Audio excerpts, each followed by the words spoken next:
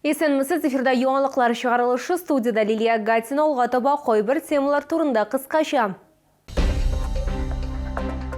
Көптен күтілген республика рейсі Шолға зур сыйдырышлы автобусларының бірінші партиясын тапшырды. 2023 елға йомғақ ясадылар, һәм 2024 елға яңа бурычлар билгеләделәр. Яр Шолға эш визиты белән Татарстан Республикасы рәисе Рөстәм Миңнеханов килде. Көптен күтілген бүгін республика рейсі Рөстәм Миңнеханов Шолға зур сыйдырышлы автобусларының бірінші партиясын тапшырды. Бу техника ос мобильле халык катламына да яраклаштырылып эшләнелгән. Сәламәтлеге шикле кешеләр һәм өлкәннәр өчен махсус урыннар ясалган. Автопарк күпмегә артачак, бу хакта хәбәрчебез сөйли. Новых автобусов большой вместимости для города Набережные Челны.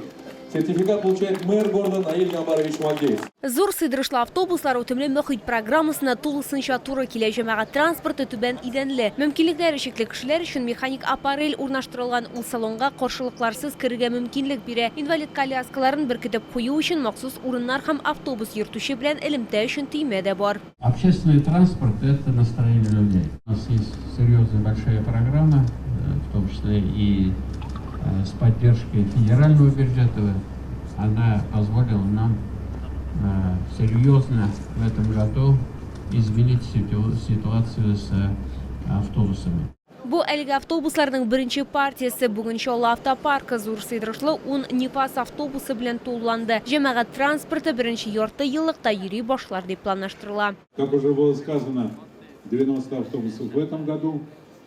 Мы планируем, что в первой половине марта мы получим 46 автобусов. Вот эта партия из тех 46 автобусов. Безусловно, это повлияет на качество жизни наших челнинцев.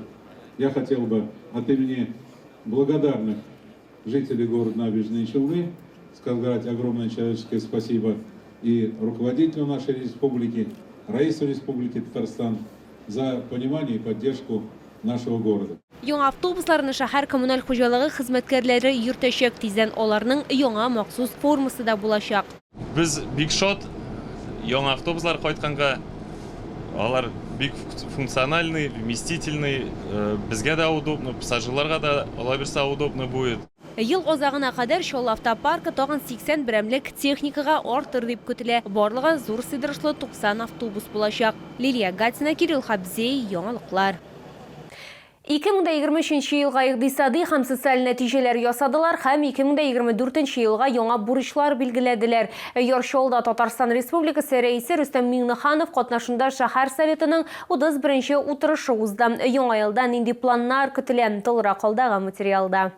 Шәһәр мэры Мәгъдиев үз чыгышын махсус хәрби операция темасыннан башлады. Хәзерге вакытта анда 2000-гә якын шәһәрдәшебез катнаша. Чаллыда хәрбиләрнең гаиләләренә һәр яклап ярдәм күрсәтелә. Шефлы һәм гуманитар ярдәм күләме 700 тоннадан артып китә. Специальная военная операция сплотила жителей нашего города, еще раз подтвердила, что Набережные Челны – это город неравнодушных и активных людей с особой энергетикой.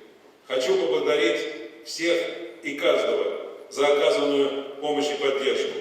Она обязательно будет продолжена. Челны своих не бросают. Хәзерге вакытта эшмәкәрлек секторда үсә, әмма Татарстан Республикасы Дәүләт Советы депутаты Руслан Нигъматуллин производствода кадрлар җитмәү проблемасын җиткерде. Изменить соотношение подготовки рабочих и специалистов. В Набережных Челнах из 17 учреждений профобразования лишь 5 обучают по рабочим специальностям. То есть каждый 9-й студент получает рабочую специальность. И только 20% бюджетных мест приходится на рабочие профессии. Йомгаклау чыгышында Татарстан рәисе шәһәрнең узган елдагы эшенә уңай бәя бирде. Чаллы яхшы социаль-икътисади динамика күрсәтте. Республика башлыгы халык контрольна кергән гражданнарның мөрәҗәгатьләренә аерым тукталды. Бу идарәче компанияләрнең эшенә, коммуналь инженерлык коммуникацияләр системаларының тузуына, медицинага һәм башкаларга кагылышлы сораулар. На семейном образовании в городе 700 детей. Я понимаю, это какое-то количество может, 700 детей. Это ненормально, но ребенок должен быть в обществе, социализация должна быть. Он же дальше же не дома будет, он же в обществе. Мы и с прокурорами таким обсуждали, это ненормально. Что там с этими детьми творится? Какое они воспитание получают? запрещено, это разрешено, но это не должно быть вот система. Мы должны создать условия, чтобы все дети у нас ходили в школу. Шулай ук шәһәр советы утырышы барышында Татарстан рәисе шулы предприятиеләрнең иң яхшы хезмәткәрләрен, шулай ук укытучыларны, медикларны һәм башкаларны бүләкләде. Лилия Гатина, Кирилл Хабзей, яңалыклар.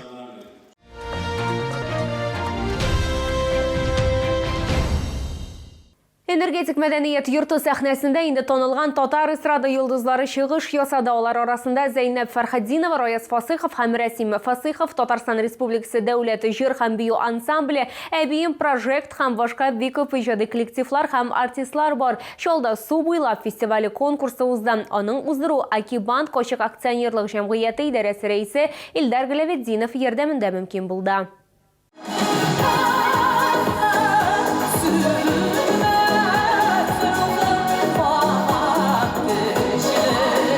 Шолда Субыла фестиваль конкурсы беренче тапкыр үткәрелә. Ул татар халык җырларын популярлаштыруга, яңа талантлы башкаручыларга үзләрен танытырга мөмкинлек бирүгә юнәлдерелгән. Тарихыбызда сакланып калган җыр мирасы бар, бай җыр мирасы. Менә без шуны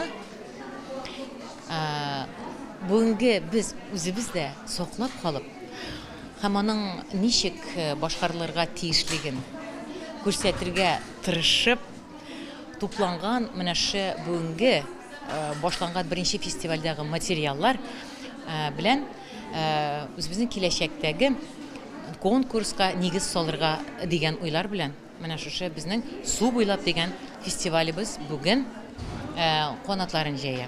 Татар эстрадасы йолдызлары камера оркестрына кушылып, тере тавышка җырладылар. Аларның репертуарында күпләрнең иң яраткан җырлары «Ой былбылым», «Туган тел», «Йөрәк сырым» һәм башка җырлар бар иде. Татар дөньясында вокал һәм музыка дөньясында татар дөньясында бик кирәкле әйбер ни дигәндә, монда без үзебезнең гадәт-гәрефләребезне, үзебезнең вокал һәм инде җырчыларыбызның, данлыклы җырчыларыбызның җырларын, һәм инде Зәйнәпнең җырларын җырлый торган яшь буын җырчыларда катнашачаклар. Субыла фестивале берничә номинациягә бүленә: халык җырлавы, заманча башкару һәм башкалар. Бер тапкыр сатып алуда бәйрәм өстәлен бизәп һәм иммунитетны да ныгытып була. Елның бу вакытында витаминнар аеруча да бик кирәк. Диңгез деликатесларын Грин сәүдә үзәгендә беренче катта сатып алырга мөмкин. Киру урыны Автозавод проспекты ягыннан. Грин сәүдә үзәгенә килүчеләрне искиткеч тәмле исләр киру урынында ук каршы ала. Камчатка балыгы һәм Улдыга мобиль ярминкәсендә 35 төрле балык, шул исәптән затлы тукымнар, чавыча, нерка, ак балык һәм кижуч тәкъдим ителгән. Всеми любимую чавыча. Чавыча у нас есть филе слабосоленое, копченое и горячего копчения. Это вот холодного копчения. Филе без костей. Она богата витаминами, микроэлементами. Коптится она на натуральных опилках, на ольхе, на вишне и на яблоне. Күпчелек сатып алучылар табигый диңгез продуктларын бәяләгән инде. Алар Камчатка балыгы һәм Улдыга ярминкәсенең даими клиентларына әйләнгән. Сатучылар әйтүенчә, диңгез продуктлары балаларга, спортчыларга, олы яшьтәге кешеләргә һәм йөкле хатын-кызларга аеруча файдалы. Ассортимент у них всегда шикарный. Рыбка мне очень нравится. Я не первый раз у них беру. Чавычу, она же и полезная. Утречком с кофе, бутербродик. Шикарно. Я уже однажды брала эту рыбу, мне очень понравилось. Очень такая калорийная, очень приятная на вкус, очень полезная, потому что я уже в возрасте. Всегда начинается реклама с чавычи. Чавычу обязательно. Ну и икра приложение. Деликатесларны 17 февральга кадәр Грин сәүдә үзәгендә беренче катта сатып алырга мөмкин. Киру урыны Автозавод проспекты ягыннан.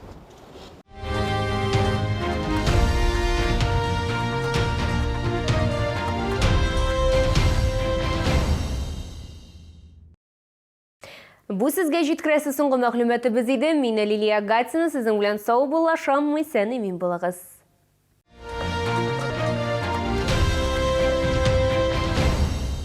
Челны, встречай свежий улов прямо с Камчатки. Чавыча, красная икра, белорыбица. Все от производителя. С 12 по 17 февраля. ТЦ Грин. Первый этаж. Остановка Глобус.